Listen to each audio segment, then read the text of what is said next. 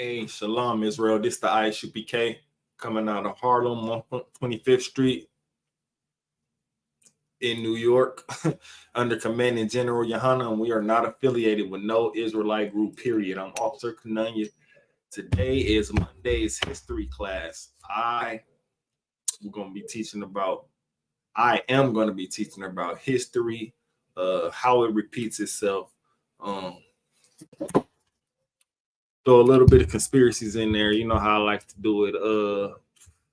Third, current events, and just coming up with some, not coming up, but speaking about or bringing scriptures out that come to mind as we go along and teach.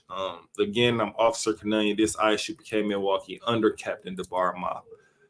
Shout out to the Midwest Mayhem, Midwest Monster of Mayhem, or Midwest Mayhem Monster.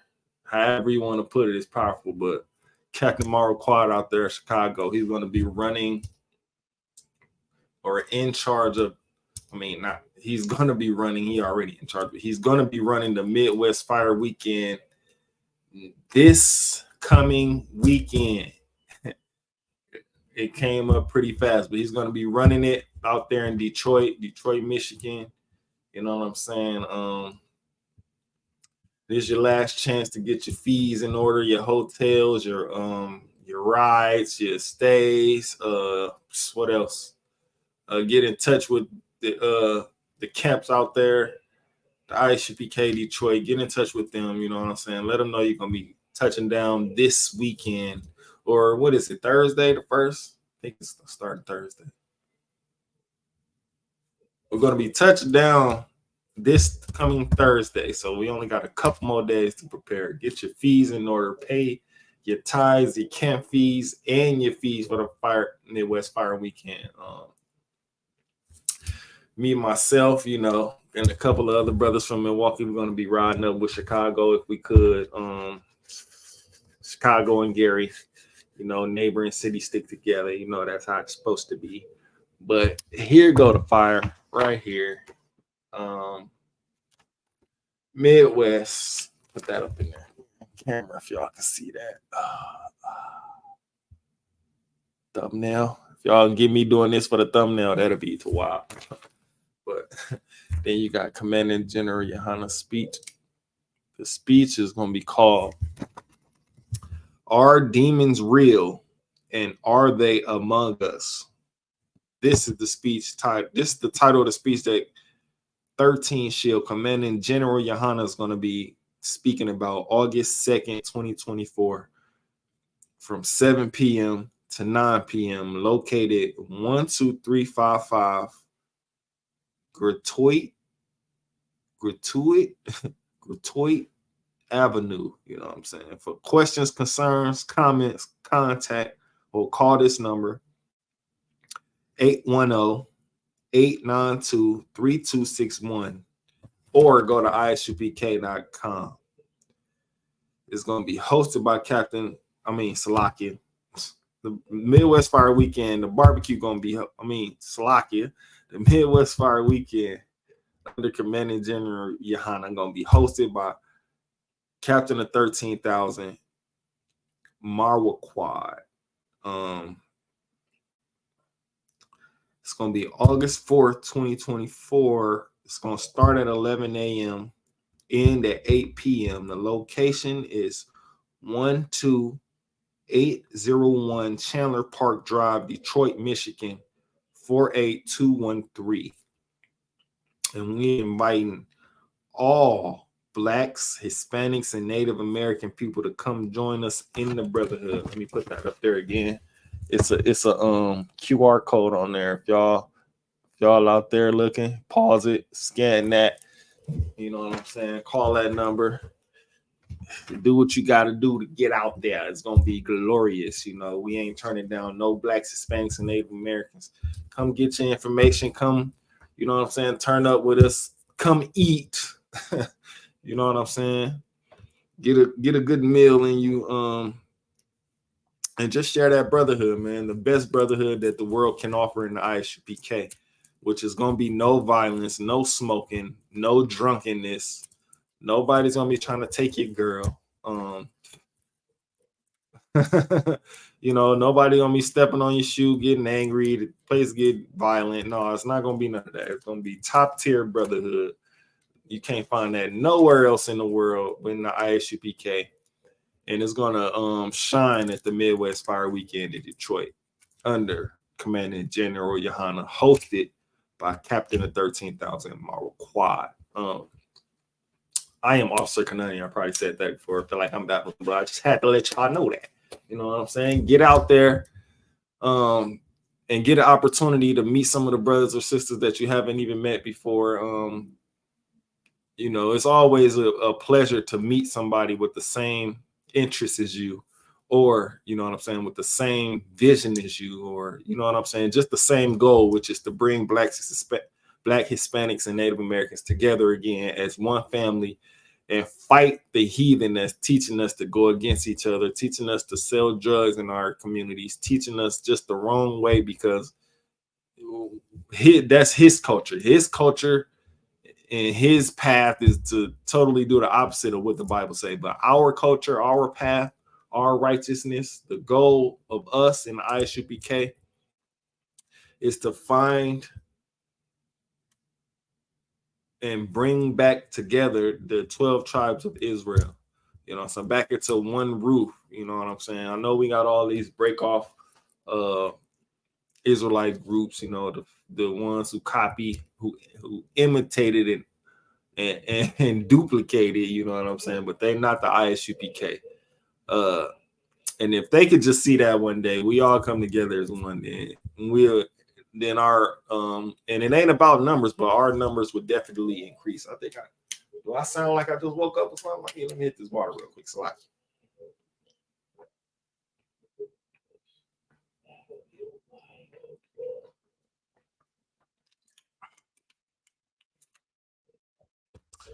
So lock it.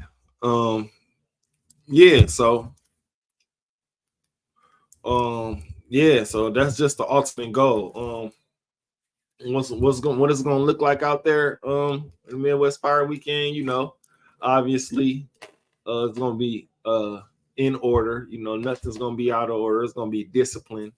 It's gonna be brotherhood, sisterhood. You're gonna see a lot of little kids running around, because the kids that you see running around is gonna be that next generation that we teach to, you know, follow the law, statutes, and commandments of the Bible of God. You know what I'm saying? And we just trying to bring people in, you know what I'm saying? Save people, you know, people who got that same mindset as us. Because we don't want, if you in here for the show, if you in here for the look, if you in here to blend in, we don't want you. We want people that, you know, feel the same way that we feel, you know, take this seriously. You know what I'm saying? I definitely take the Bible seriously, and in almost every conversation I have with anybody outside of the UPK, I find myself referring to the Bible. Like, I'm just talking to somebody woo, and I say, yeah, well, you know, the Bible says this.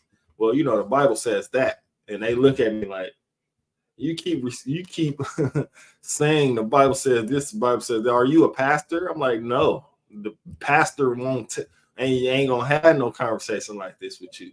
The pastor is gonna say, well, you know, the 4th of July just passed, you know, Thanksgiving coming up, we cooking for Thanksgiving. And that's crazy that the church celebrates Thanksgiving. You know, they have all your grandmas and aunties and older women cooking them pies and turkey and dressing. You know what I'm saying? Not teaching the real what happened, not teaching the real meaning of Thanksgiving, which is the slaughter and unaliving of millions and millions of Native Indians. Which brings me to Esau, who I wanted to who I wanted to, you know, I don't want to say dedicate this class to today, but Esau, you know, Esau never changed, you know. They preach love, and I want to say again one thing. Shout out to the brothers out there in San Antonio, man. They do a hell of a job with their videos, their street teachings. You know what I'm saying? They get engaged. People engage with them. That's a glorious thing, because they setting the record straight. They're getting the truth out there, and they also engaging in front of our brothers and sisters. And our brothers and sisters are waking up, which is the ultimate goal. We don't want to say waking up like a conspiracy thing. We want to say waking up as in America was never for America as it is today, as with the so-called white man running it, is it was never for us. You know what I'm saying? As a people. Just by looking at the archaeological if that's a word, archaeological, how they divide the land up. You know, if you look on the globe or look on like a picture of a map, they got all these lines. This is Indiana, this is Chicago, this is when before the so-called white man came and cut those lines in it, it was just one landmass. You know, one landmass which in which the Native Americans and the so-called Mexicans, the Hispanics, this was their land. Then what happened? The people from the devil from Europe, the devil from Rome, the devil from what else white places? Transylvania. Even though I thought Transylvania was some kind of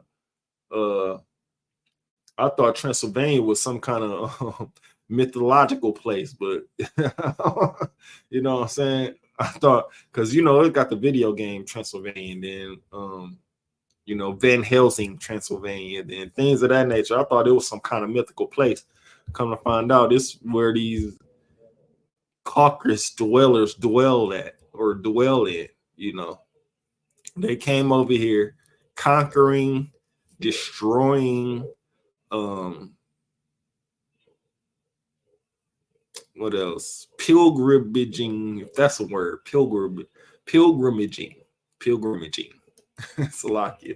But they came over here just, you know, doing all kinds of nothing that's they don't have the laws anyway. So, and this is what and it's a thing too, sidebar. This is what I want to elaborate on. If you not living by the law, statutes, and commandments of the Bible, and you Black, Hispanic, or Native American, you living by a white man's standard. How do we know this? Because every couple years they legalizing something that's that goes against the Bible, or that have you addicted, or you know, just something that put a rift between your household, legalizing it. You know, as far as I know, when they first started it, they illegalized you disciplining your own kids. They put a phone number out there for your kids to call for you to discipline. So they want your kids, they want your kids to act out and act wild. You can't discipline them. So if they acting out and acting wild in your house, you know what I'm saying, it may get you evicted. It may, because you know they got a lot of laws too where they don't punish the kid. The kid don't get punished. The parents do. When it comes to school, your kid miss a certain amount of school, you get in trouble for that. You know what I'm saying? Not the kid. What else? Your kid get caught out there stealing or doing something like that, you get in trouble. It's not on the kids. But you saying when all that happened, they come back to my home, I can't discipline them with like a belt or something. I can't whip their tail for doing bad in the earth. That's because you want them to grow up. Once we put them out of the house, they don't got no discipline, no direction. So they're going to do whatever, whether it be legal or illegal, and get them put in prison or jail, which that's what you want in the end, to make money for you. How you think the railroads and things like that got built? All these license, the actual material of the license plate, they make those in prison. Back when we was, I say 17, 1800s, something like that. That used to be the prison and making railroads. That it was slave patrol at the time, but now they call police. Now it's called police, you know. But things changed in their favor, you know. Just like how I was saying before, the Thanksgiving thing that was built on the slaughter and the unaliving of Native Americans. But then what do you have the very next day? the cheap sale of Negroes, which is called Black Friday. Y'all need to look this up. Black Friday is not, it's not how you, it wasn't always how you see it today. And even today, when Black Friday come around, ain't nothing cheap but electronics. They want you to buy electronics. You can't get your rent half cheap. You can't get your car note half. What else we need? You can't get food. You can't get an abundance of food stamps. You can't get paid a little extra. None of that. They want you to go spend your money on the things that they make cheap on that Black Friday, which is electronics. What you got enough TVs? What you need, a computer or something? This is what they want you to spend your money on. That's why those are the things that they make cheap. Clothes, what you got enough clothes, don't you? What you need, like and that's just the couple years that I've been paying attention to Black Friday. I think I first ever heard of Black Friday going on. I was probably what, maybe 20, 21. When I first heard of Black Friday, I was probably 20 or 21. Never even heard of it until then. Which is crazy because they make things cheap. The stuff that we don't need, was let you know, which brings me back to the point and why I wanted to talk about Esau today. They've never changed as a people. You know what I'm saying? They've always been a cunning hunter, where they'd be hunting your pockets, hunting your kids, which is corrupting them, and wait until they get a little older to get them in that prison system, that jail system, so they could be working for them for cheap or long term. That big life sentence, 25 to life. They get paid off of all of that. Or it's another form of oppression, which is something I call label oppression, which they get some rapper, they get some entertainer, somebody like LeBron James, just to make an example. I mean, just to name an example, somebody like him, somebody that the so-called Black, Hispanic, and Native American community look up to. They get them to wear some kind of designer clothes that cost thousands and thousands of dollars. So make it popular. Then you seen in the neighborhood, your hood, your barrios, you seen wearing these things. Somebody want to come unalive you for it, rob you for it, stick you up at gunpoint for some material things. You could lose your life. But for these type of things, that's what happened. That's what happened with the Jordan brand. If y'all don't know, when I probably was 11, 12 or something. No, I wasn't 11 or 12. The 90s period, and I've talked to enough old heads to know this. The 90s period, wearing Jordans was very dangerous, especially in Chicago. Slocky. Just wearing a Jordan shoe, you had, and it's just what I heard about Chicago. I heard different things about LA, like wearing starter jackets. Charles Barkley's, of all people, Charles Barkley's wearing a pair of Patrick Ewing's could get your life took in the 90s. But Jordan itself in Chicago, Milwaukee, Minnesota, Indiana, the surrounding areas, you can get your life took for wearing Jordans. If the Jordans came out last week, you got them, and you wearing those in the hood somewhere in the dangerous neighborhoods, the dangerous parks, you can get shot out of your shoes, man. You can get robbed out of your shoes. You can get beat up for your shoes. And who get paid off all of it? The so-called white man. Because Jordan don't own Jordan. I don't know how many of y'all know that, but Jordan do not own the Jordan brand. Somebody else owned that. And he's white. Probably a Ish man. I hope y'all know that Jordan don't get directly paid from his shoes or none of the memorabilia that gets sold. The NBA get paid for that.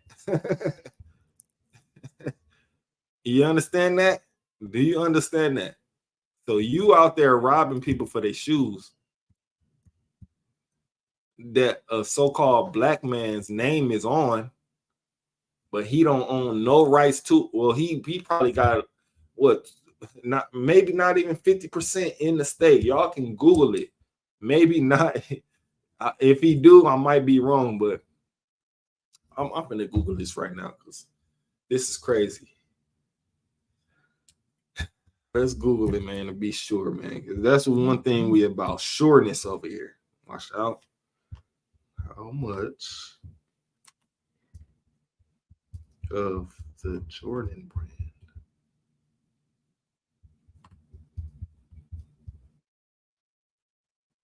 How much of the Jordan brand is, see right here? And this is just the most basic Google search. Now, if y'all just came in here, we talking about how Jordan, the brand Jordan, overall got us going against each other. Well, had the worst time of it was the 90s. I don't think today, now in today and age, they all about rapping, dissing the dead homies. But as far as materialistic things, and you know, amongst other things like Gucci, Versace. I ain't never heard nobody wearing Versace since the Migos made the Versace song. But Gucci, what else brands? Because I'm not into brands. The most brands you see me wear is maybe some Levi's. Maybe I got a couple Levi's. Maybe that. You know, but back to the fact of the matter though. Just the basic Google search of how much of the Jordan brand does Jordan own. It says Michael Jordan himself does not own all Jordan shoes produced. Jordan shoes are manufactured and sold by Nike, even though it says Nike, but it's pronounced Nike for some reason. I'm not sure why. Because people outside of the US, they pronounce it Nike because it does say Nike. If you replace the N with an M, what would that be? Mike. If you replace the M with an L, what would it be? Like them Nikes. So it says Nike. I'm gonna just say it for US purposes. Nike. It says Jordan shoes are manufactured and sold by Nike. And Michael Jordan is a well-known basketball player and brand spokesperson signed with Nike. Nike collaborated with Jordan to launch a series of basketball shoes named after him. And that's all it says. It don't say how much specific stake do we have in there. But that's just the thing that I knew off the top of my head. He don't own the whole thing of Jordan. It's his name, but it's a partnership. And ain't no telling if it's 25% here. If you get 25%, we get 75%. Ain't no telling because they ain't gonna put that on there. But I already knew without even Googling it. Without Googling it, that Jordan did not own all the Jordans. Yet, those are the most shoes that's bought in the neighborhoods. And those shoes are held at a high price, a high value amongst our people. Also, those shoes are I ain't gonna say the number one, but are a tool that the oppression use. if you a kid, I know when I was a kid, roasting and ribbing and all that type of thing. We call it taxing, roasting, flaming, running 50, running hundreds. And a person because they gear. How you rank in what they say in ATL. They call it ranking on the nigga. Just the basic jokes known about your gear. You know what I'm saying? I know that was the thing. I'm not sure if that's the thing today because I'm way removed from schools today. But back to what I was saying. So Jordan don't own 100% of the Jordans. Nike own that, and a so-called Ish man is in charge of Nike. So, and I'm pretty sure, if I'm not mistaken, this is something that you can't Google. The owners of Nike are privately invested in these jails and prisons. Just because, like I was saying, in the 90s, you can get your life took for some Jordans. You can get robbed at gunpoint for some Jordans. Just because you got some Jordans or any type of, what was popular in the 90s? What, Jabot, starter jackets, 8-ball jackets, these materialistic things, you know what I'm saying? And then who made them popular? Jordan didn't only make them popular himself, because you had Martin wearing Jordans, you had the Fresh Prince wearing Jordans, you had Jamie Foxx wearing Jordans, showing off different shoes of the Jordan, you know what I'm saying? Things like that, things of that nature, you know what I'm saying? Help push the agendas of, if you ain't got Jordans, you ain't really doing nothing. When they ain't pushing this Bible here, they ain't push a verse out this Bible, but they'll push some Jordans. And just recently in the Olympics, they made a mockery of Christ in the Last Supper. I want y'all to look that up. It ain't no conspiracy theory, because they had a bunch of, can I say? Yeah, I'm saying it. Salakia to the men above me if y'all on here, but I gotta say it. They had a bunch of trannies and a bunch of homosexual men and or women. I'm not sure, because I only looked at the picture. I didn't see the actual video of it. But in the Olympics this year, if y'all know that famous portrait of the Last Supper, which is Christ and his 12 disciples around him eating the Last Supper before Christ was crucified. You know what I'm saying? They made a mockery of it in the Olympics this year. It had a bunch of trannies, a bunch of homosexuality, like a straight mockery. That's how you know that this place, as in America, is corrupt. It's here to corrupt you, your kids. And before I even go any further than that, when I first came on, I said the so-called white man, he wants you on his side, not believing in the Bible, not following these laws, statutes, and commandments, because they were never given to him. So he pushing his lifestyle on us. So he can pull as much of us from this Bible and from these, laws, statutes, and commandments. He trying to pull as much as he can from us, because why? He sold his birthright. He's ever since, no, even before that, in the womb,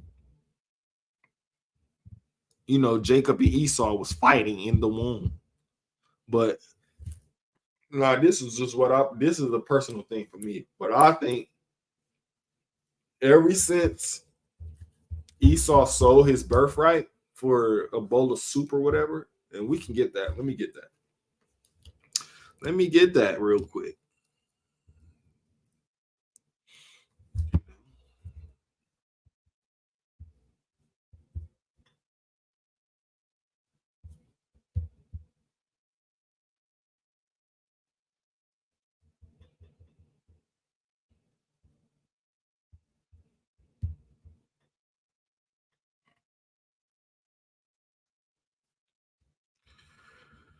Oh my God.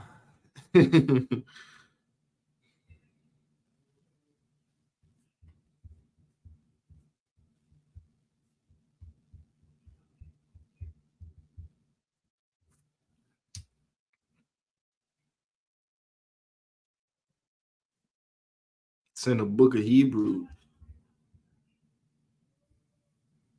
Let's go to it, because this is according to me. You know what I'm saying? Even though Jacob and Esau have been fighting since they were in the womb, this is dang, I don't know. Let me just put that up there. that right there. But the book of Hebrews had a lot on my desk. Slovakia.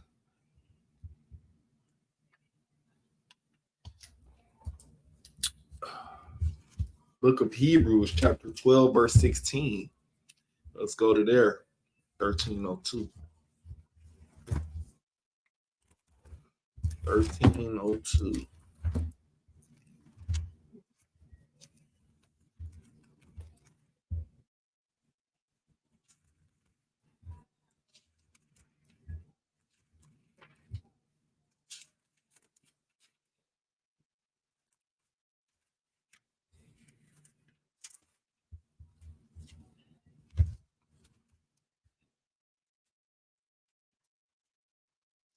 Book of Hebrews, chapter.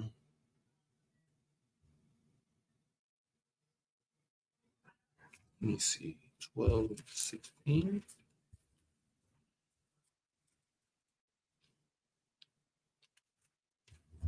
Let me read it first, make sure. No.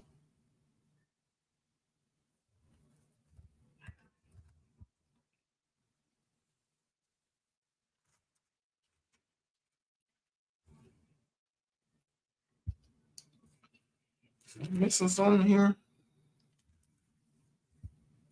I think I. Oh, okay. Let's see. 12 and what?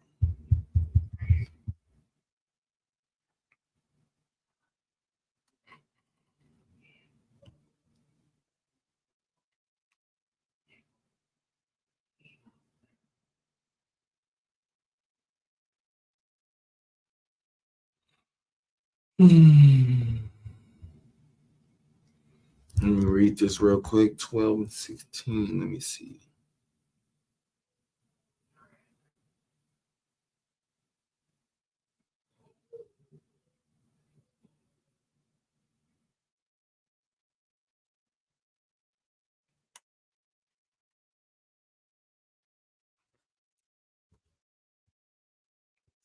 This is the book of Hebrews, chapter 12 and verse 16, right? It says, lest there be any fornicator or profane person as Esau. Like, is lest there be any fornicator. We already know what fornication is. I'm not sure if I need to elaborate, but y'all let me know if I do. We know what fornication is. And profane. We know what a profane person is, right? And it says, lest there be any fornicator or profane person as Esau, meaning anybody who fornicates or profane as Esau, right? Who for one morsel of meat sold his birthright. Wait, that's not, but that goes with what I'm talking about though. See how he sold his birthright for one morsel of meat. Like Esau, he doesn't cherish anything. He doesn't, nothing is important to him but hunting, deceiving, all the negative things. You know what I'm saying? You know why though? Because the laws, statutes, and commandments were never given to him. They were given to the chosen people. You know what I'm saying? And it said, just like it says right here, he sold his birthright for a morsel of meat. A morsel. We're gonna have to look that word up later. Morsel. If y'all listening in chat, please type that in the chat so I don't forget. Morsel. MORSEL.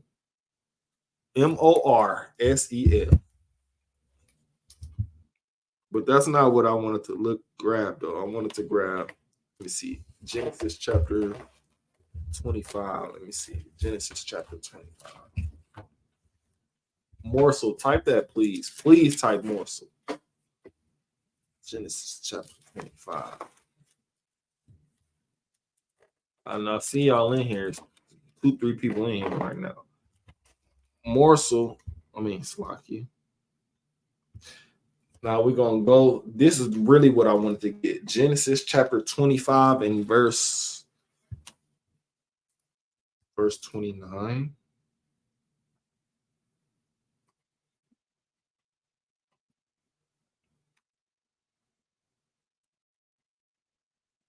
Yeah. Genesis chapter 25, verse 29. We're gonna start there. Let's start there. Come on, y'all. Type morsel in a they say you said it enough, you gonna remember it. I know that, I know y'all. Yeah.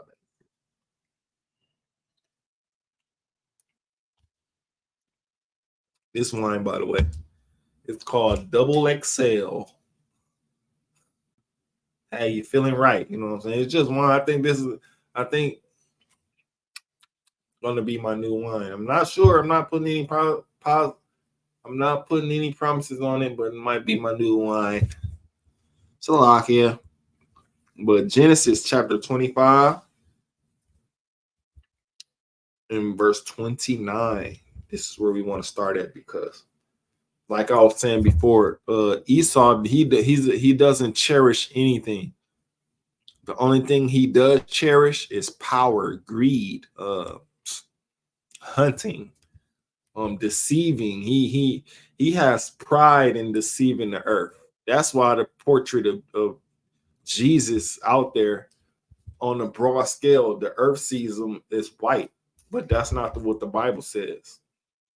Who you think put that portrait out there? If they didn't agree with Caesar Borgia, or however you say his name is, I'm glad to get it wrong. Um, if they didn't agree with that, portrait that they portraying out there and saying that's Jesus or whatever, they would have never done it. And it's still circulating to this day as Jesus. That's how you know that Esau, which is the so-called white man, which is the devil that the Bible speak of, he takes pride in deceiving.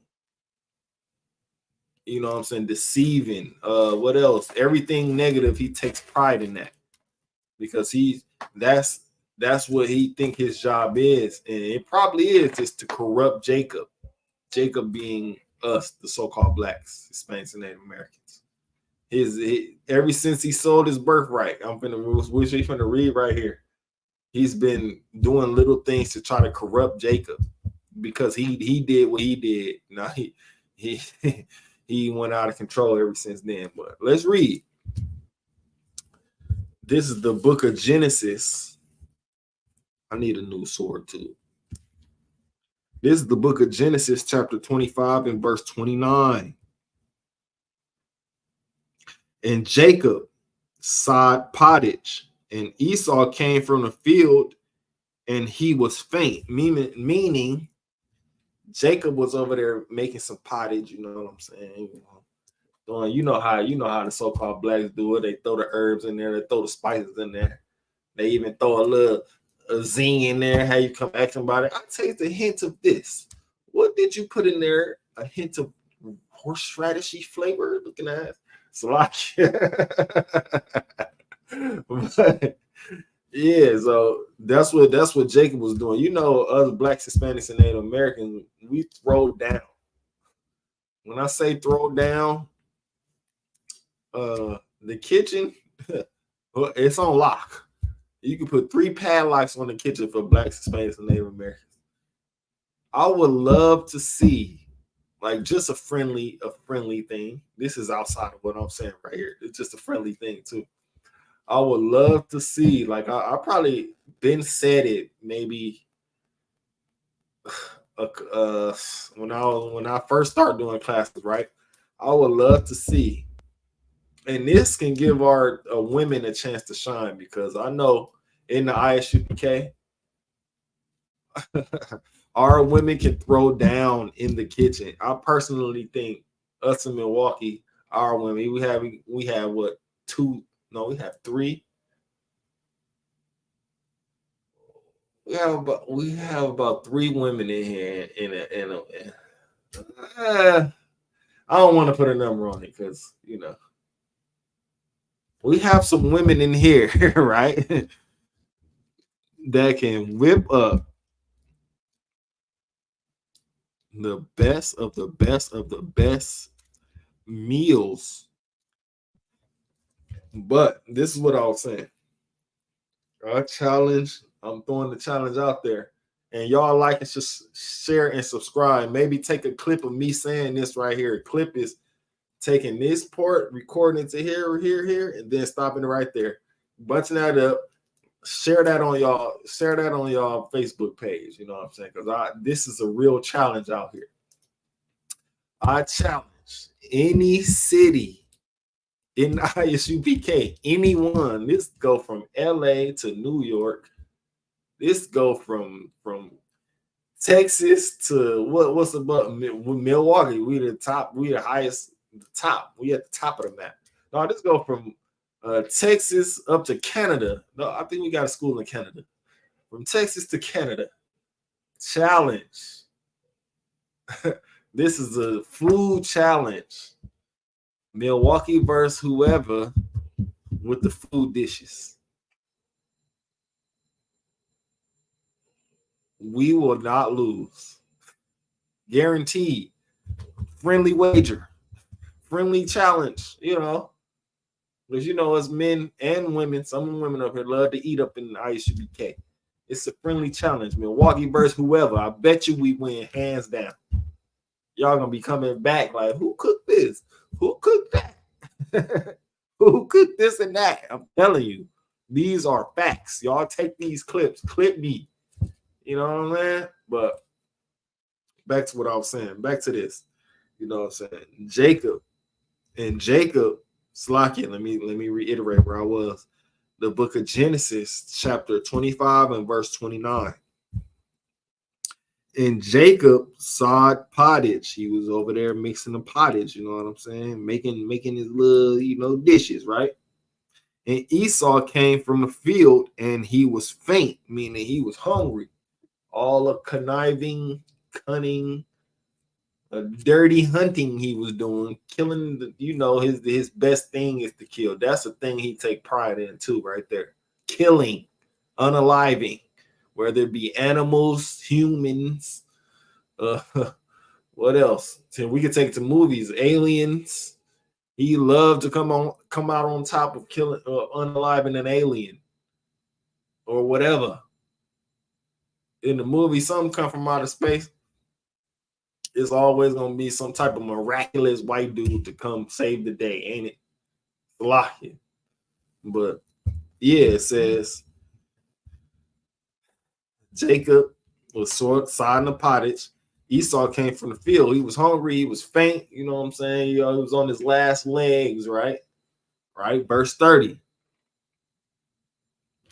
And Esau said to Jacob, feed me, I pray thee, with that same red pottage, for I am faint.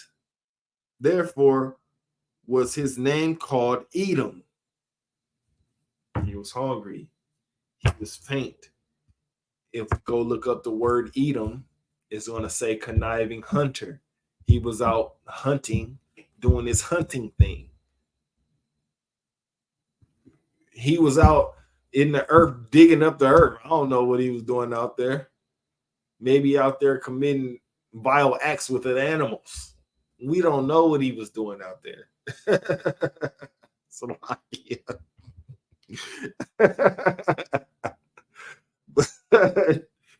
when he said, for my name, wait, well, hold on. He said, for his name called Edom, you know, red man, body covered in red fur like creatures. He probably thought he was a creature and got the doing creatures, so like here, which is crazy and which is not far-fetched to think because they don't have the laws we have. We know that's wrong, but do they know that's wrong? I don't think so. That's why they pushing so hard for this, the homosexuality, the they, them, the lesbianism, the what else? The he, hers, all these different type of pronouns and men in dresses and whatever. You see that on TV because who runs these TV? Who the CEOs? The so-called white man. He just trying to make his lifestyle normal to you. So when he do it, it's looking like, oh, that's normal. Facts. He's just trying to make his lifestyle normal to you. and he's trying to corrupt your kids while doing it. That's why they in the transgender things, reading books to little kids. You got homosexuality and lesbianism in these school books, TV shows, cartoons, videos, hell, real life. You see, and if we give you, I say, let's say you go out to a club today. Back in my day, women danced on men. Facts. Even at house party when we teenagers. The movie house party. The women danced against the men. The women dance with men. Men dance with women. But today, Esau's kingdom, when you notice that Esau's running the show and he putting on kind of agendas out there, you see men dancing in competition with women. It's like it. And even men dancing with men. You see women dancing with women, like twerking on women. You see a woman filling her up in the back ways. And y'all see that as normal. That's not normal. What exactly are you trying to portray out there? Because I thought men and women go together. I thought men and women fit together like a glove. See, I was just about to get graphic on here, but I'm glad I caught myself. You know what I'm saying? Because I didn't want to do it, but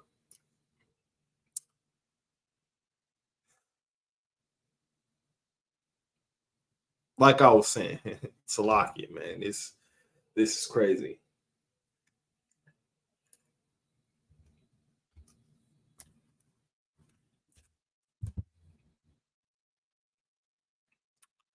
But like I was saying, man, ain't no telling. And this is verse 30, right? Genesis chapter 25, verse 30. Ain't no telling what Esau was out there doing with or to them animals, man. We can almost guarantee two things. He was definitely unaliving animals. Well, we can just guarantee one thing. So yeah, he is definitely out there unaliving them. Definitely, because it says Esau was a cunning hunter in what's that? Genesis what? Block here. This says 25. Oh, 27, yeah. Couple verses up. Says Esau was a cunning hunter. We can guarantee he was out there hunting them, right? But we can't guarantee what else he was doing. So like here, you know how Esau think. They crazy work. But anyways, let me get back to it. This is the book of Genesis, chapter 25, verse 30. And Esau said to Jacob, feed me, I pray thee, with the same red pottage. Because in verse 29, Jacob was making pottage, right? He said, feed me, I pray thee, with the same red pottage, for I am faint, meaning I'm tired, man. I'm hungry. I've been out all day doing whatever I wanted to do to and with the animals. I'm tired and faint. Feed me, please, right? Therefore, what's his name? Edom, right? Verse 31. Now, this is the response that nobody ever reads. This, to me, and I could be wrong, you know, this just an opinion about the scripture that I'm about to read. You know, this is where Esau said, you know what? I'm finna do whatever. If y'all ever seen the movie The Mac, when Richard Pryor took old girl up at, he didn't really take her. She just went over there by Richard Pryor, right? And I think they was shooting craps or something, right? The movie The Mac, they was shooting craps. Richard Pryor was over there with dang, what's his name, man?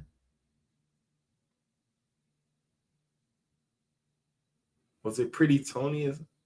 No, it wasn't Pretty Tony. Tony was the other dude, but Richard Pryor was the bodyguard of the Mac, right? And one of the girls went over there. She switched sides and went to the Mac side and whatever, right? Pretty Tony didn't like that. Pretty Tony was like, man, look, I'm gonna make you wish you was never born, nigga. That's what, and it's just my opinion. That's what Esau was thinking about Jacob right here after this verse. I'm gonna read. This is the book of Genesis chapter 25 and verse 31. And Jacob said, no, I'm going to just read 30 through to, and then I'm going to read 31 because it's got to be connected. This is the book of Genesis chapter 25 verse 30. And Esau said to Jacob, feed me, I pray thee, with that same red pottage that you cooking, right? For I am faint. Therefore was his name called Edom. Verse 31. And Jacob said, sell me this day thy birthright. You know, sell me your birthright. You know what I'm saying? I feed you.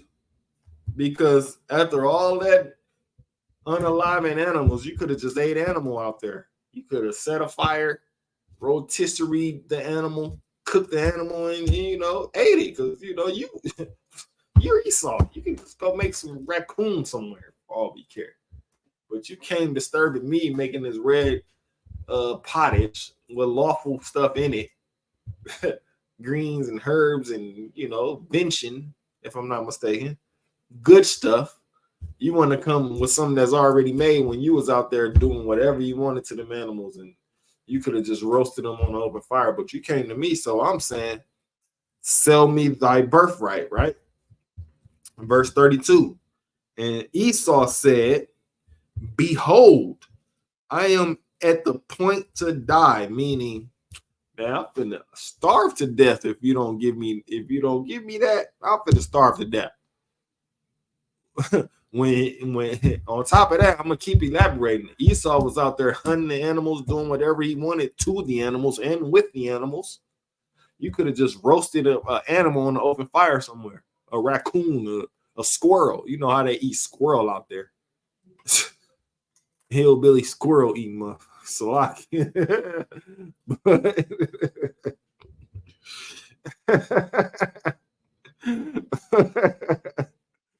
Salaki, but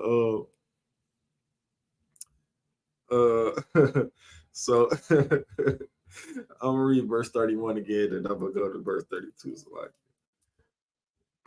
And Jacob said, sell me thy debt, sell me. And Jacob said, sell me this day thy birthright. Verse 32. And Esau said, behold, I am at the point to die.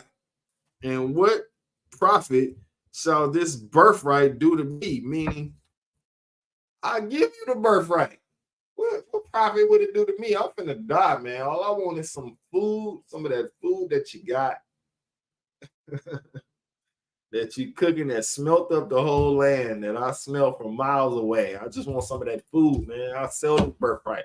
I'll do whatever it takes to get some of that food that you in that pottage, that soup, that lawful gumbo, not none of that Esau's gumbo, which got crab and shrimp and all that type of deal in it and all that lawful gumbo.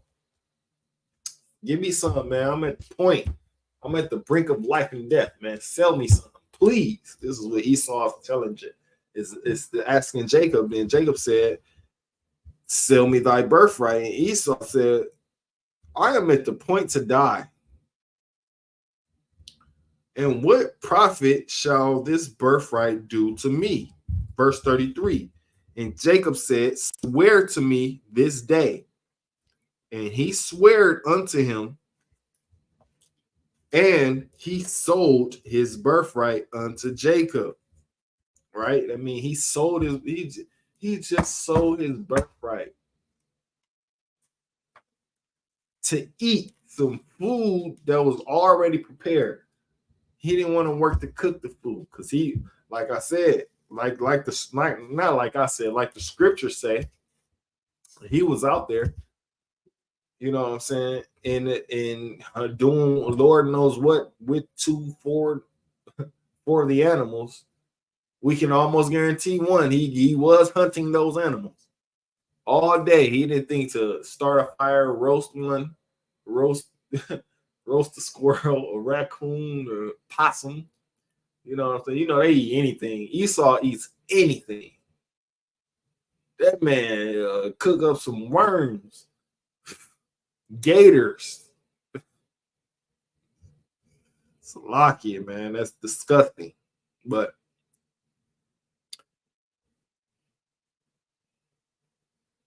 verse 33 again. And Jacob said, swear to me this day. And he sware unto him.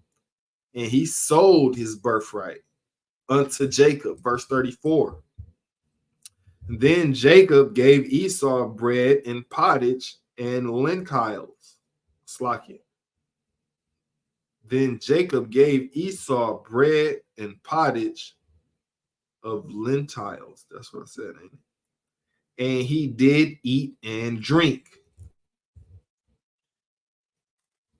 Stop right there. He did eat and drink. So Jacob, man, sell me the birthright. Woody woo woo woo. Shoopity shoop shoop.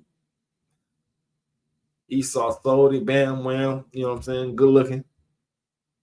Jacob said, no sweat. Here you go. Gave him some soup pottage. Gave him some pottage soup. Cooked it up for him. You know how us black folks do. We make it smell nice. I'm talking about you can be, as a kid, you can be somewhere in your room, closed door, closed off, and everything. That linger of that food or them seasonings is going to get through the crack of the door.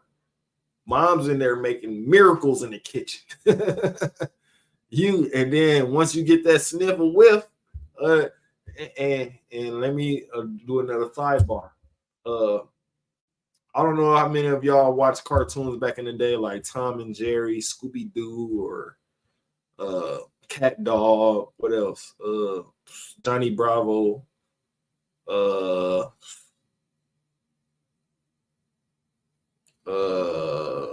Simpsons. You know what I'm saying? It's that when somebody cooking some of those cartoons, that lingering smell go through, and then it hit their nose, and they instantly remember they haven't ate nothing all day. They starving. That's the same thing that happened to Esau right here. Esau smelt that pottage when he was in the forest, in the wild, hunting those animals. He smelt it like, man, Jacob going ham over there with the and when I say ham, hard as a motherfucker, salaki. Not literally ham. We don't do that as unlawful. But he smelt it and was like, man, Jacob going ham with that pottage, man. That soup. You know what I'm saying? And Jacob had stipulations to getting some of this for Esau. Hey man, sell me the birthright, because you was just out there unaliving all the animals and doing whatever with the animals. You couldn't make your own. See, that's what I think. Jacob was just like us today, or just like me today. If I'm cooking something out there and I know that you was outside somewhere for all day, or whatever the case may be, and you're able to get your own food, but you come in here talking about, can you get some of this what I just made? No sweat, man. Look, sit here and do this and do that. If you do this and do that, I'll give you some. So Jacob's do this and do that will sell birthright. You know what I'm saying?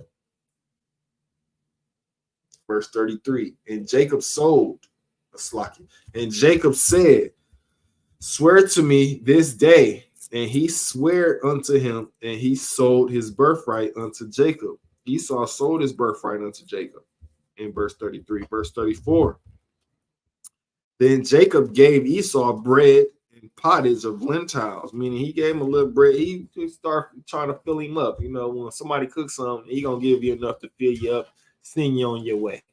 Even with back in the day with neighbors, or friends of if you was a friend and you was at your friend's house, your mother would cook enough to feed y'all. Would cook enough to feed you and your friend. Send him back to his home well fed. You know, so I know I got that plenty of days because I was outside at my homie's house. They mom's asking me, you gonna eat? You eating today? You over here to eat? Make sure you was fed and sent you on your way. That's the bloodline of Jacob. Gonna make sure you fed and send you on your way, right? So that's what Jacob did. Then Jacob gave Esau bread and pottage of lentils, and he did eat and drink and rose up and went his way. Now, I didn't even read the rest of that, but I knew that he's going to go his way because that's what we all do. Soon as our homies mama feed us or whatever, we get up, do our daps and put that pat, and then we on our way back outside, and that's what it says. And rose up and went his way. Thus Esau despised his birthright, meaning he didn't really care. He didn't really care about his birthright. All he did was care. All he cared about was going over here, unaliving animals, corrupting the earth, digging up the earth, digging big holes in the earth. That's some Esau is famous for too. It's like digging big holes in the earth for no reason. Like, it's just a big hole in the earth for no reason. Why is this hole here? You're not planting nothing. You're not putting no seed down there to grow anything. They just digging up the earth for no reason. Fixing a divot. They just remind me of the first Space Jam. Y'all remember when Fat Dude was looking for Jordan in one of them golf holes? He was digging up dirt but bro, you not finna get nowhere. What you digging up? Somebody asked him, what are you doing? He talking about, I'm fixing the divot. So yeah. Esau just be doing the most, man, for no reason, man. But I was reading all that to say that's exactly when Jacob started to war against Esau again. Because we all know that the war started in the womb. Jacob and Esau fighting in the womb, tearing their mother up. I'm about painting her, tearing their mother up inside her stomach. They came out still fighting.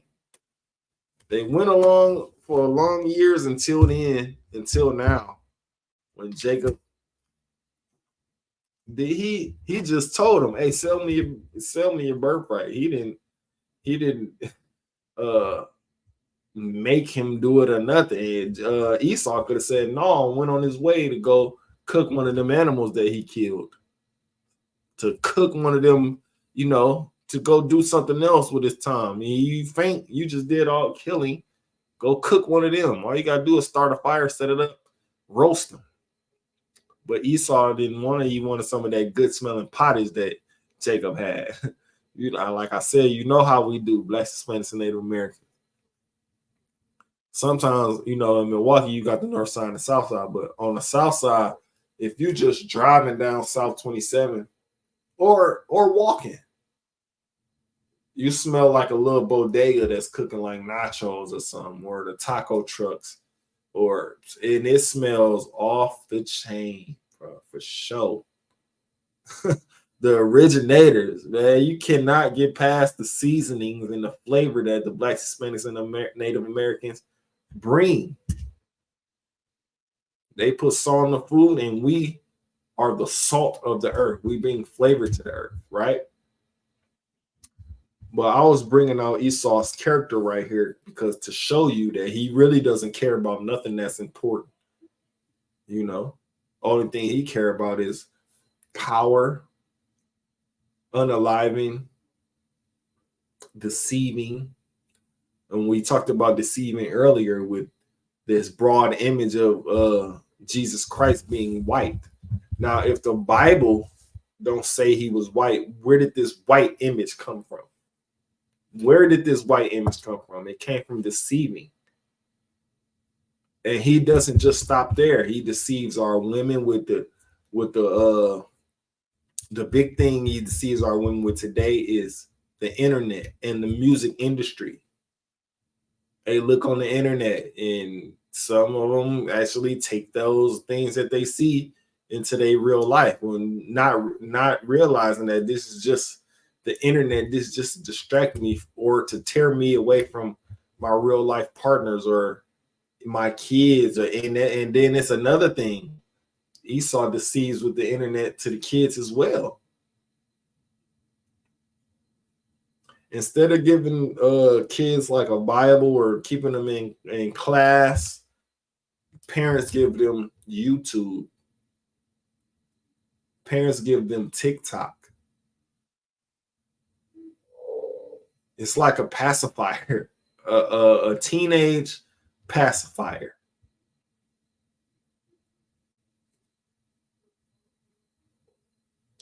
Y'all that got kids out there, I mean, not kids, babies out there, y'all know how a pacifier works. Baby out there yelling to the top of his lungs. You put that pacifier in there, it's just a temporary fix. Temporary fix till that baby realize, man, ain't no milk coming out this pacifier, man. Spit the pacifier out. Or until the baby realize, man, ain't no attention coming from this pacifier. Spit the pacifier, get the holler, until what? You pick them up or you give them a bottle. That's what the internet is. The internet. What else? That's what the internet is. That's what the presidential things are. And that's another thing too. I don't see how y'all out there still voting. Because nothing new is under the sun. It never changes. Esau will never change right here.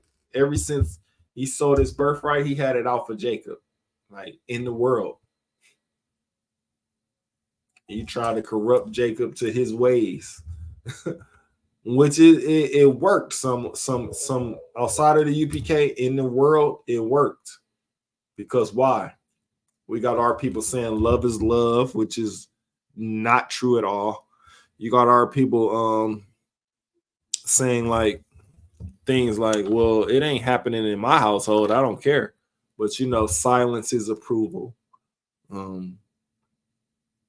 What else? You got parents out here skipping out on discipline, skipping out on attention for the kids, you know, growing up. I mean, once they be getting grown, once they become grown, they're gonna question you about that. Trust me, I know. I've went through these same things, man. Well, I don't need them answers like why you wasn't this and why you wasn't that when I was a kid. Once they grow up and see the real you, once the kids be grown and see how you doing, what you was doing, how you are, they gonna realize, man, they ain't nothing but this. They ain't nothing but that. Crazy work. And either they gonna resent you or try to work it out. But most of the time, if you was a bad parent, if you was this and that, then they gonna resent you. Like, he cared about this more than this, or she cared about this more than that, you know? But that's not what I was here to say today. What I was here to say today was, or speak about, was how Esau is definitely a cunning hunter. What's some of the tools that he hunts today? I mean, he hunts with today. We already said the internet. Corrupting the internet. We already brought out that this year's Olympic show had a bunch of trannies in it, transgenders, a bunch of homosexuality, lesbianism, men on men, women on women. And this is representing America. That just went over plenty of people's heads. The show that they put on in the Olympics was representing America. Home of the free. Home of the people who think they free. If you was free, right? And let me before I say this, let me text for this.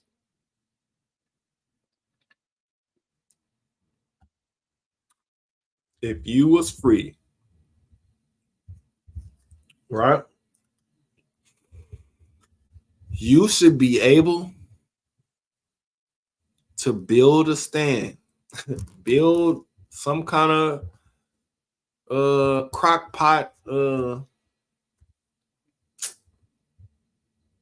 what you call that, deep fryer, what you call that, to cook the chicken in. You should be able to build a stand, right? Any kind of stand, and sell anything just on the whim. Like go right on the busy street and start selling stuff. If you was free, you should be able to do that, right? You don't need no papers, no permits, no licenses. You should be able to do that if you was free, right? Right? You should be, that's something that you should be able to do, but you can't do that. That lets you know that you're not free. You need licenses. You need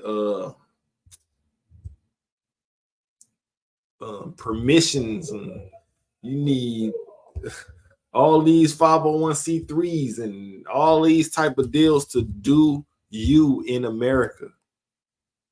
On top of that, you have to still file taxes. Like, you not free at all. You have to work to live.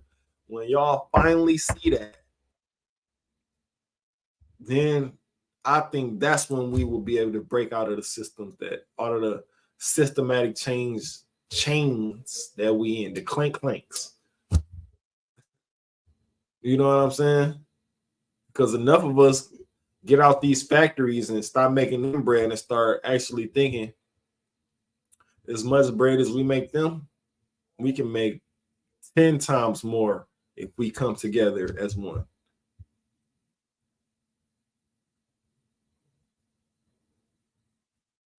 Just look at some of the examples, like what not many. Well, the examples that I'm about to say, they didn't tore these places down because we came together, because there was no drugs being sold over here, because there was no corruption. The only thing they was mad at is we wasn't getting it from them.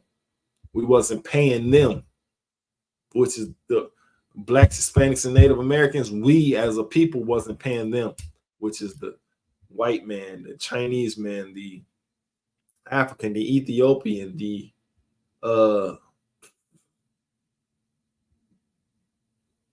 all the people outside the Blacks, Hispanics, and Native Americans.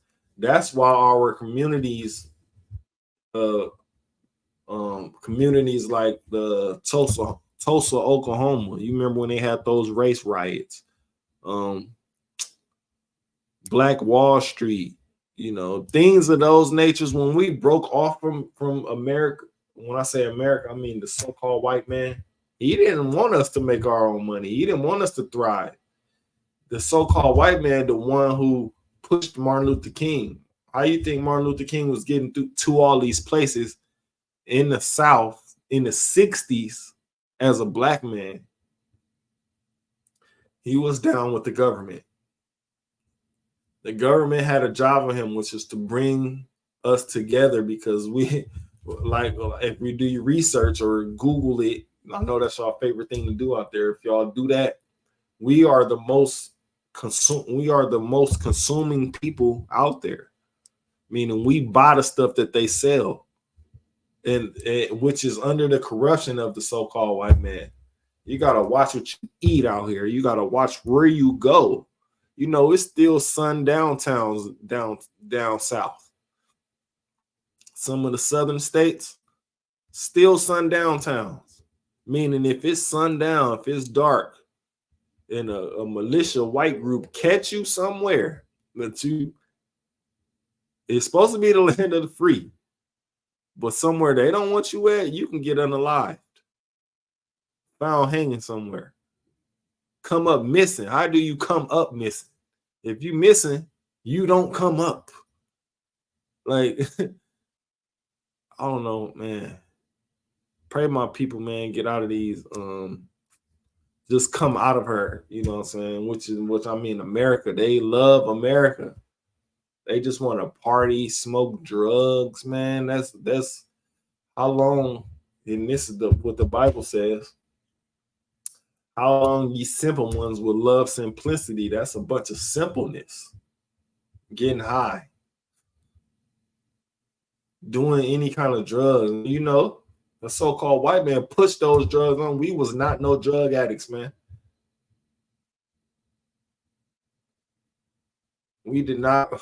You think we invented that? Remember, I don't know if y'all remember, and I probably too young, but I remember when they had that whole 60s, 70s marijuana thing. Was what is it called?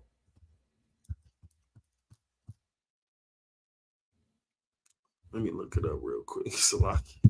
That whole peace thing with the so-called white man having bonfires of smokehouse of marijuana and having a bunch of sex.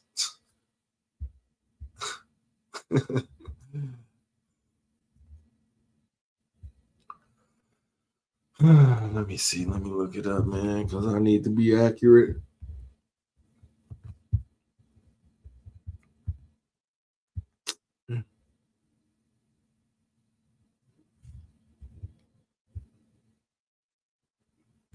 What was it called, though? Hippie.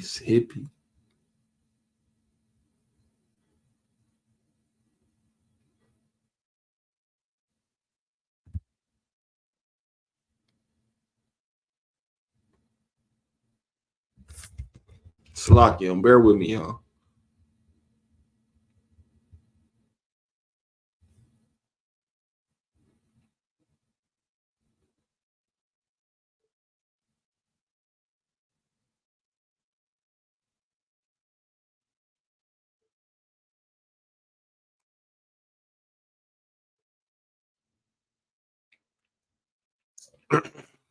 Read this.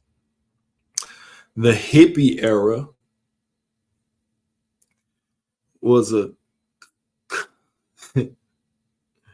countercultural movement that began in the 1960s on college campuses in the United States. Let me just read it. In the United States and spread to other countries. The movement peaked in the late 1960s and early 1970s when hundreds of thousands of young Americans, primarily baby boomers, rejected mainstream American values and institutions in favor of alternative lifestyles. Mostly white people did. 100% of white people did this, right? Hippies embraced long hair and beards, colorful clothing, psychedelic drugs. That's where you come in with the marijuana and the hallucinogens and the what you call that, acid trips and the just drugs that I'll never even think about doing, right? Psychedelic drugs, rock music, and echo conscious living. The movement was fueled by the rise in recreational drug use and anti-protest, and anti-war protest music and events like the 1969 Woodstock Music and Art Festival, and considered to exemplify the best of hippie counterculture. The term hippie comes from the word hip, which was used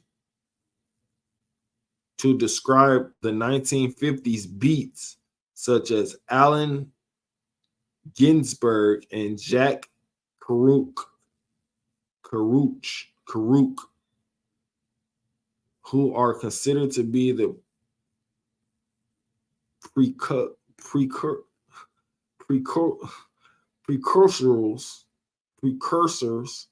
precursors of hippies. The movement's influence lasted for decades, and some say the hippies defined 60s culture. So just right then, we realized that the hippie culture was mostly, if it was in the 60s and late 70s, mostly white people. They pushed the hippie culture, which was what it said, psychedelic drug use. Hold on, let me get it. Yep, psychedelic drugs. and colorful clothing. Y'all seen all the marijuana,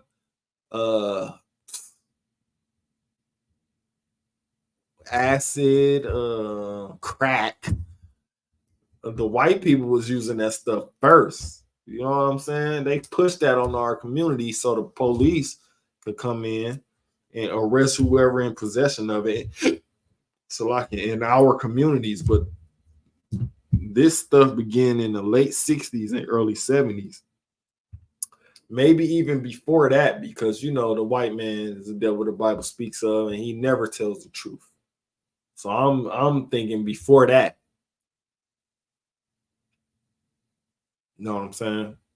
That's when it reached the television and the hippies doing, and that's when they start hurting their pockets. That's why. That's when they start what you call it, not calculating, documenting. In the 1960s, that's when they start documenting the drug use and all of that because it started hurting their pockets. The so-called white man, he didn't want to work corporate no more. He didn't want to do none of that because that's what that's the side effects of the drugs, and make you be lazy, make you rebel, it make you what else hallucinate psychedelically. It makes you, you know, just a horn freak according to the information we just read out of that's a Google search.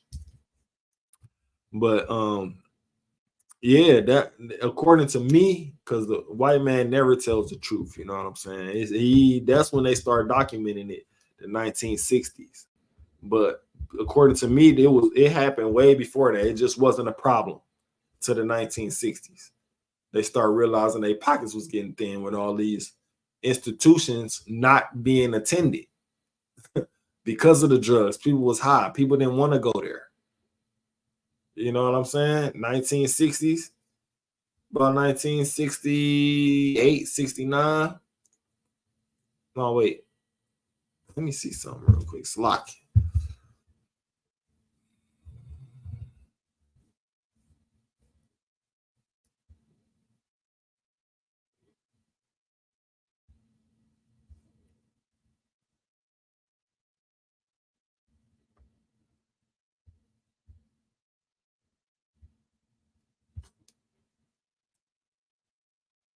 Yeah, see, around that time, the psychedelic drugs and whatever, you know what I'm saying? Martin Luther King came around 1963, 64. You know what I'm saying? Spoke that I Have a Dream speech, had everybody coming together. We didn't want to come together. We just, I don't know why, and then they decided to follow Martin Luther King when he was telling us to integrate in with our enemy who didn't like us at all. If I can time travel, I will go back to then and prevent all this interraciating because it never benefited us. It never benefits us to have these interracial relationships. Just recently, some lady on the internet, of course, some lady, you know what I'm saying, was married to this white dude, but they was posting up that, you know, they taking trips here and he's a king this and he's a king that. A week later, this is the week later, this week, this lady talking about how she was paying for everything. Well, why did you just front for that whole month and a half or whatever the case? A whole month. She talking about he the king and he's doing this and he paying for that. But at the end of it, this is the very week, maybe last week, it come out that she was paying for everything. The black woman was paying for everything that the white man was doing. Like, y'all gotta stop hurting yourself out there. Some of y'all do it to yourself. Y'all gotta get with somebody that look like y'all. Keep it in the family. I don't know if my moms knew this, but I heard other moms say it though. She said, this is one saying that's around the black community. If she can't use your comb, don't bring her home. You know what I'm saying? If she can't use your comb, don't bring her home. That's powerful. You know what I'm saying? And if I go back in my history of being me, I never brung no white nothing home to moms to see, to say, oh, this my girlfriend, or no white dude to come home, oh, this my homie. Never. Never that. Facts. We can do some research on that. Slocky. Right? But what was I getting at? Oh, where I was getting at was how the so-called white man, they push all the negativity to us after that, after it get out of hand in their community, they push it on us, then they make us the face of it. Right? First it was the drugs. 1960s, 70s, 80s, 90s, drugs. Then it became what? The super predators, even though we know the super predators and so-called white man, the household of the white man. And everything creepy, meaning men dressing like women, men on men activity, women on women activity, nastiness, ungodliness, abomination stuff that came out of the white household, the Chinese household, the African household. But then guess what? Fast forward today, who is the face of these things? Get your ass on my cup, good. Who is the face of these things? The so-called black man. Pushing it. I mean, we all on BET. Ironically, BET is Black Entertainment Tonight, but it's not owned by a black person. A black person just sold it to a white man. Maybe an ish man. We have to learn to, once we see it, we have to learn to stop being monkey see, monkey do. You know what I mean? If we see some white people doing something, we have to go the other way, because 9 times out of 10, it's negative. They just want us to copy it so we can make it cool, and then they could just come out and do it in public. Facts.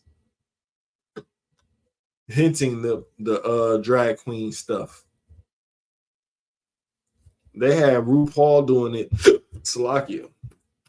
They had RuPaul pushing that in the 90s. In the 80s and 70s, it was known as a mental illness as a man to think you a woman, or as a woman to think you a man. Nowadays, it's okay. It's okay. Thanks to Obama, y'all favorite president. Y'all pacifying president. Y'all know that was a pacifier, right?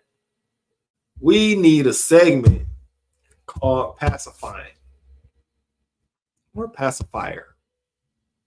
Something along those lines, if we could. Because that's exactly what happened. Or rocking to sleep. Call it rocking to sleep, because that's what happened all the time. We be at the brink of war. We be at the brink of being fed up with stuff, right? Then they give us a pacifier. Or they rock us to sleep with what they doing now, Kamala Harris. Rocking most of the black women to back her when she herself says she's not black. She herself said that. We didn't make that up. Just like just things that we see in this Bible and we say, and it be so shocking. We didn't make that up. Hey, shalom. Yabashima Shabakata. Officer IR in the building. What it do, bro?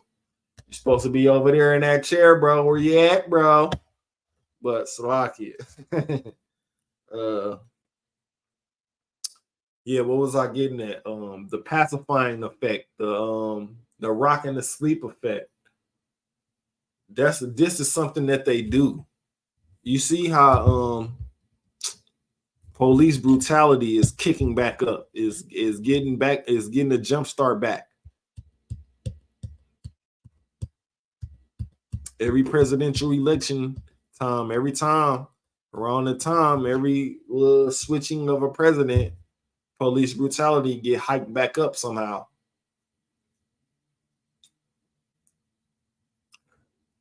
Right? Do your research. Every time it's time to change presidents, every time it's time to vote, every time it's time to do anything with any kind of election, electoral, anything, police brutality start back up. And they test us. The biggest test today was who was that? Sonia Massey, what's her name? Let me see. Sonia Massey or Sassy or something. Sonia Massey. Yep, Sonia Massey. Sonia. And we all saw in the video, but the deputy, I'm just going to touch on this for a little bit, and then I'm going to move on. But we all saw the video, but the deputy lied and said she came at him with a pot of hot water.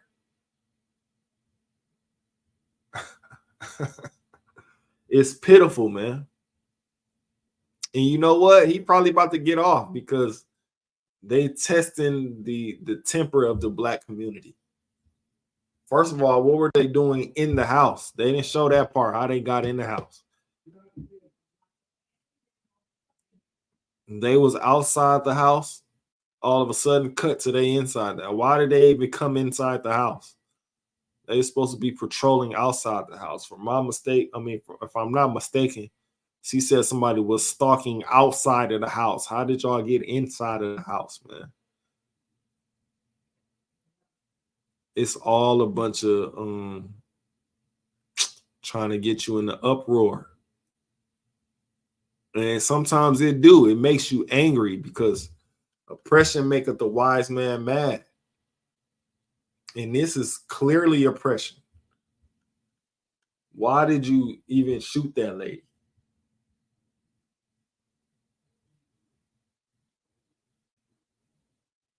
Then when my brother IR bringing out saying he got fired from 5 different police departments. Why? See, they don't do see, that's another thing, man. If they did do their research, they overlooked it. But as a Black, Hispanic, and Native American man, you try to get a job out here and you've been fired from your job, they do not overlook that. They question you about it.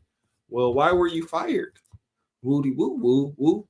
We gonna go with other options. That's what they should have did to do. Win with other options.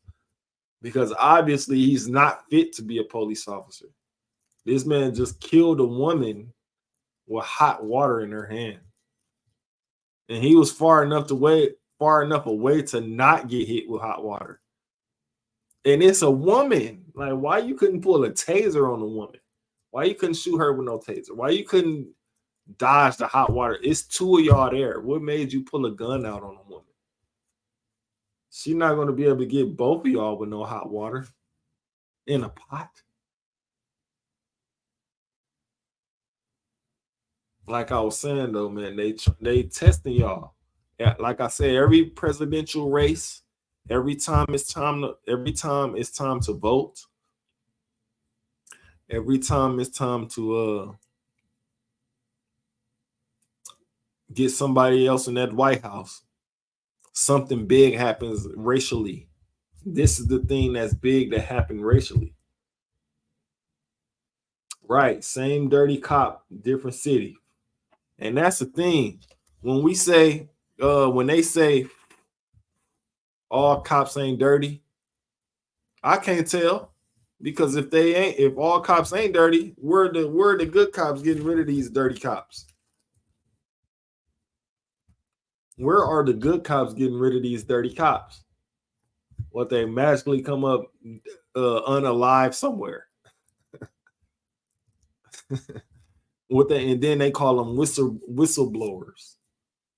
Like, it needs to be an internal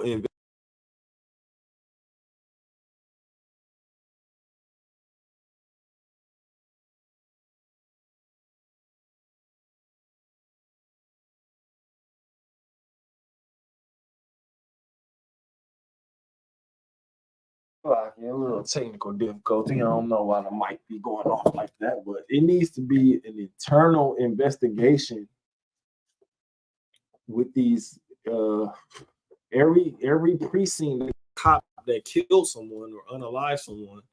It should be an internal investigation, because if they ain't going to jail, then that means the chief or the sergeant agreed with it. He didn't see nothing wrong with the unalive. So you have to do an investigation of the entire precinct. Every precinct that has some type of unaliving, like Sonia Massey. I'm talking about an unarmed a woman at that. What else?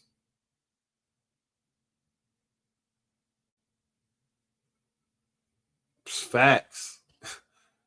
I'm gonna say that point too, but anytime you have like any type of things like that, what IR said, that's probably what I was about to say too. They move the cops around. Like they move them to different. Say you a cop in New York or whatever, right? You unalive somebody unjustly. You don't get fired. If you do get fired, you get transferred down south. Now you still a cop, but you ain't a cop up there. You're a cop somewhere down south where they don't know you at, where they not broadcasting this. They not broadcasting what happened up north, down south, especially deep down south. And them hillbilly hick towns, they not broadcasting what happened in New York somewhere. And vice versa. You down south somewhere, you unalive somebody unjustly, they ship you up north somewhere to a different precinct. You still be a cop somewhere else. And that's corruption, man. And like the Bible say, man, they hunt our steps. We can't do nothing. We can't do nothing, man. We can't even separate from these people. I mean, how many Black, Hispanic, and Native American millionaires is it in the entertainment industry? Period. It gotta be in a contract that they can't help the hood. Put straight like that. You can't help the hood, the barrios. It's forbidden, right?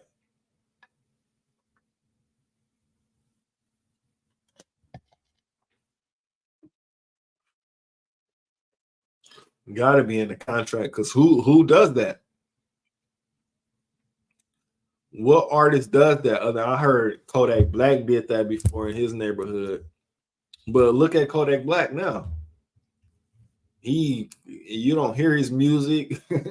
They be saying he crazy, all type of stuff. Like, what artists actually go back to the hood that they claim and help them? But they want you to buy their mixtape though. Then they come out with merch, clothes. Then they come out with alcohol. Like, they just want to keep you drunk and in nice clothes. Some of their clothes don't even be nice. Like Kanye West, his clothes ain't nice. I've never owned a pair of Kanye West clothing, or shoes at that. And then again, like we was talking about the Jordans earlier, if you can't afford to get those Kanye Wests, which is what, $400, $500, $500, $300, $200, other Black people gonna say you broke. Like, why would you want to spend? Like I was saying, man, the oppressor gonna try his best to keep us oppressed. Because if we get from under his rulership, under his oppression, if we get just a little bit of our sanity, if we come together just a little bit, we all gonna know who's the real enemy is. And the real enemy is somebody who's saying we free. Yeah, we gotta pay for these 501c3s. We can't just go out on the street and sell no food. We need permits, we need permission slips, and all these type of, like, we kids. That alone proves we not free. How you know again we not free? Our motor vehicles. We have to pay these tags, registrations and renew this and that. Bro, this is the same car I had since last year. How come I got to renew this?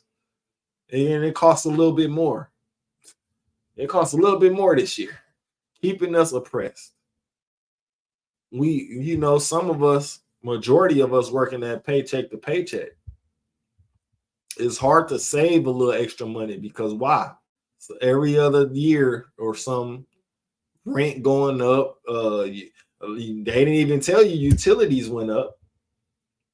They didn't even tell you that they charging late fees on utilities and stuff like that now. They just sneak it in. Slovakia. Just pay a little extra on that. Not to mention, not only that, when you go in a store somewhere in the corner store, you paying for some chips, some juice, cake or something. You put your debit card in there. They charge you an extra 50 cents or to $1 or something. Like they taking your money. It is ridiculous, man. Ridiculous. On how it's just ridiculous. I don't understand how majority out there, y'all think y'all free, but every other way, y'all getting jerked out your money. Y'all paying too much for something that shouldn't be that much to pay for. Y'all paying something that should be for free. Rent going up, even though ain't nothing changed around your house. They ain't giving you no extra immunities. They ain't giving you no extra, like they ain't saying heat included, AC included, lights included, nothing's included, nothing's got better. Things get worse, but you got to pay more. Like that, it doesn't make sense, man. That's why America has to fall, man. The system is corrupt. Now we even seeing it's sparking, and we seen it 4 or 5 years ago, and even before that, the police is corrupt, man. We have to, and they always been corrupt since slave patrol. Police always been out to get the blacks, Hispanics, and Native Americans. Hispanics and Native Americans, what? Stop them, what? You ain't got no green card, bro. I was born here. My great grandmother lived here for 70, 80 years. You talking about I ain't got no green card? What? You ain't got the so-called white man, he don't got no green card. How does he belong over here more than a so-called Mexican, so-called Hispanic or so-called Native American? How come the so-called white man don't got no green card? He definitely need one. He not from here. He from Europe, Rome, somewhere over there. He dwell where the sun don't be out too long. You know what I'm saying? It burns their skin off. It's like, yeah. Y'all gotta know these things, man. Y'all gotta know that the oppressor is finessing. The oppressor is finessing.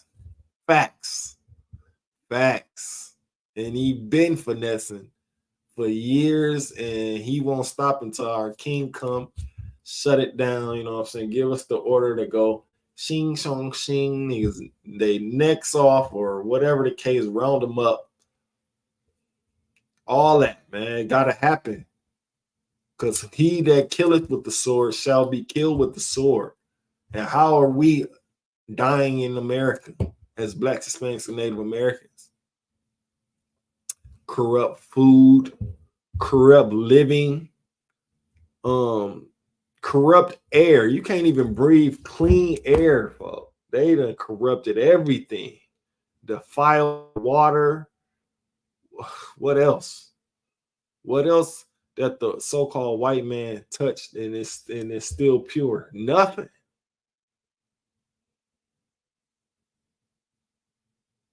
They taking over the farms. And I even heard Kim Kardashian sponsoring human meat. Pause.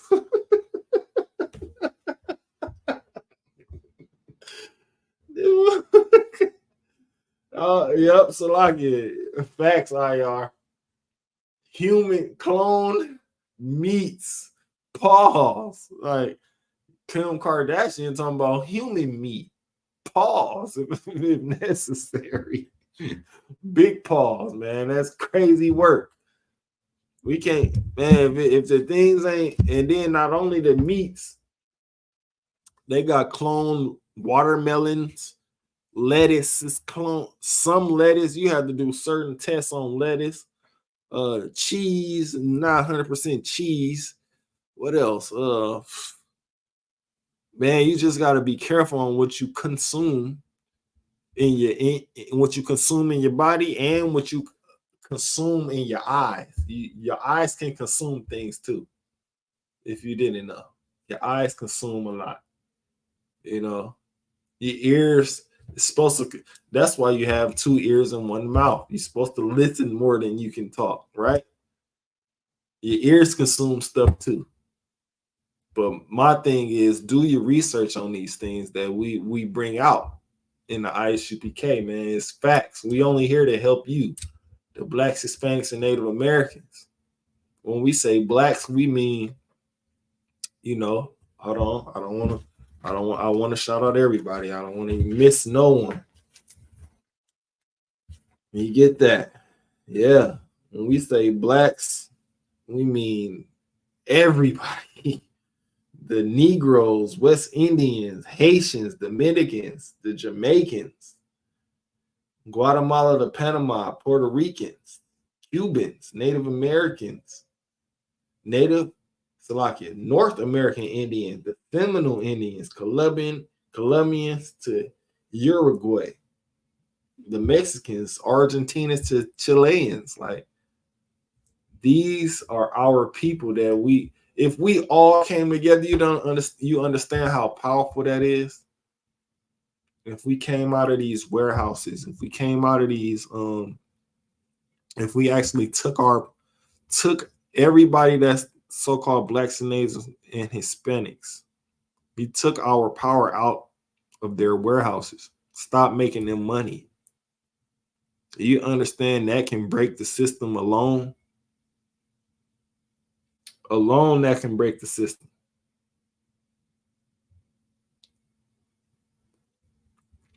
If somebody black, Hispanic, and Native American just do something as simple as get like buses. No, buses. You know how in Milwaukee it's called Milwaukee County Transit System, right? If we just have some buses that, you know, take these people to and from work, or, you know, at least compete with the bus company. Just the bus company, you realize how that will cripple something, because they definitely overcharging. And then on the bus company, from what I hear, you can't even put real money on the bus no more. Like, that just made it all complicated. Then you know, you got we could take it to just the credit and debit cards alone. You know, they got fake debit card readers, and, you know, scamming is big time now. You go to fast food joint, and a young lady or a young man in there know about scamming. They skimming your card on the low. You don't know about the extra transaction they did until a little bit later, right? I mean, they got fake debit card readers and all of that. Like, it's dangerous. If you ask me, going completely cashless is very dangerous, because you can get scammed, and then after you get scammed, how many business days it take to get your money back? 2 to 3 business days, bro. They just scammed my shit. I need my money today. They just scammed me.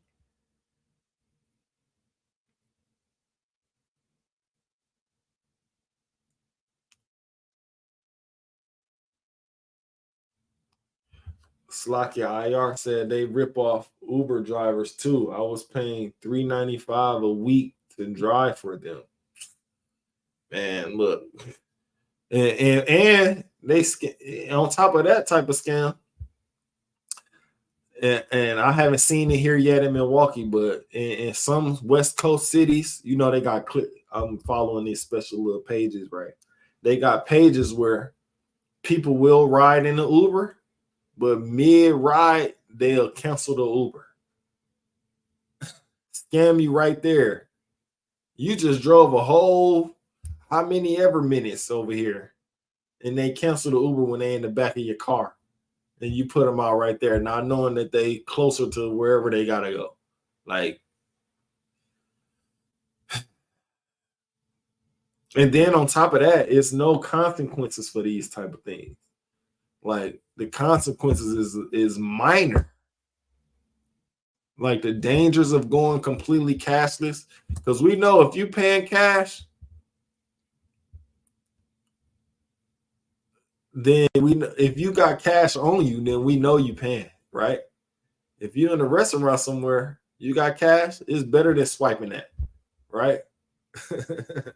Sometimes it's better than swiping it, but then it's a danger that come with cash too, because you got people that try to rob you for the cash. You know what I'm saying? Once it became non-cashless, they robbed you in a different way, which was scamming. You know, that's why I recommend when you do certain things require the card way, certain things require the cash way, so you don't get scammed. We just trying to protect our people, man. Like when you go into a bar or you going out to eat somewhere, it's best to have cash, right? If you going out on the town somewhere, it's best to have cash. If you paying electronically, it's best to do that when you got an Uber or when you got like what else? If you paying something online like Temu, or if you buying a game or something like that, that's the best way to pay is online. You know, I even recommend cash when you going into a gas station, man, because I don't trust those scanners. Not ain't no telling what them Arabs doing with that scanning shit. Slock it for the language. But I've seen enough videos to where they own that too. They just as guilty as Esau. Just as guilty as the so-called white man. They found a way to do any kind of scams against you, man. Y'all better have both. If y'all have what requires the situation. Like I said, me personally, I think when you're going out to eat somewhere, like an extravagant dinner at a restaurant or something, have the cash. If you're going out to a bar or a club, have cash. When you're going out to these places, just leave your card in the car, because it's walking scammers. Like they got people who could just bump up against you and charge your car. You don't even know your car has been charged. Salakia, let me see. You don't even know that your car has been charged. I've seen it, especially with the Cash App card. People with the tap thing, they can bump up against you, tap your card. You just pay for something you don't even know about. I'm just trying to keep y'all alert, man. It's very dangerous out here when it comes to that type of thing, because people do scam, and sometimes it be your own people. They just looking for a come up. That's why I said, man, look for, certain things that you do require certain amounts. Certain ways that you pay. Like, even when you go into a fast food restaurant joint, have the cash, man, because these young people is into scamming. Gee, that could be just my paranoia, man. But they definitely out here to get you. This ain't the land of the free of scamming. They want to scam you. They looking to scam you, steal your identity, all of that. You know what I'm saying? It's lucky. But it all comes down to, Esau is a devil that the Bible speak of, along with, Arabs. They don't even like you in their store. They like you for the money that you spend. They build a relationship on that. That's why they let you hold. If you go in there and you try to hold a loose cigarette every once in a while, they'll let you get that. But you want some lunch meat or something, they ain't gonna let you get that. You can hold something that's gonna kill you. That's it. Salaki. They ain't gonna let you hold nothing that help you and help your family and stuff. That's why, back in my day, snatching and running was a big thing. You ain't gonna get as much money as I spent over here. You ain't gonna let me get nothing for free, huh? All right, I'm gonna come over here with my crew. You gonna hold the door open, and you gonna give me something for free. I'm taking it. You know what I mean? I understand all that, right? But Salakia, man, with that, this has been a crazy class, man. Especially at the end, talking about the facts of scamming. Like, it's dangerous out here. And people can scam you trying to buy something off you. Say you're trying to sell like a speaker or something. And that's another thing where I recommend the cash. Don't ever try to sell nothing with a credit card or Cash App. If you're selling a speaker or selling something, don't sell it and ask for the money through Cash App. Have cash. And then on top of that, sometimes the cash be phony. Like, it's fake cash out here. Like, this is a wicked world, man, that Esau has created. It's a wickedness, a bunch of wickedness. Nobody straight up no more. They got scamming, of course, infidelity, all type of stuff, man, that you just gotta watch out for. You have to keep an eye on these type of things. And this is for the men out there, man. Y'all, you protecting your household. Sometimes you see things, and I ain't gonna say we some type of superpower or whatever, but sometimes men can see like the future of things and what could happen and what we trying to prevent happening. It's very I guess that's something that the Lord blessed us with, but this is the thing. We can see the things happen. We foresee certain things, So women, listen to your men out there, you know what I'm saying? Don't be led astray by anybody outside your relationship. And men, just, keep a good eye out for protection, you know what I'm saying? Lead in the right direction according to the Bible, And with that, this has been the ISUK coming out of 1 West Harlem, New York, under Commanding General Yohana. We are not affiliated with no other Israelite groups, period. I am Officer Kananya. This has been ISUK Milwaukee. Don't forget the Midwest Fire Weekend. You know what I'm saying? Hosted by Captain of 13,000, Marwa Quad in Detroit, Michigan. You know what I'm saying? The time starts at 11 a.m., ends at 8 p.m. Location 12801 Chandler Park Drive, Detroit, Michigan. 48213. 48213. 48213. Hey. But inviting all Blacks, Hispanics, and Native Americans, man. Don't forget Commanding General Yohana. He's going to be making his speech on the 2nd, doing his lecture. Are demons real? Are they among us? Y'all do not want to miss it.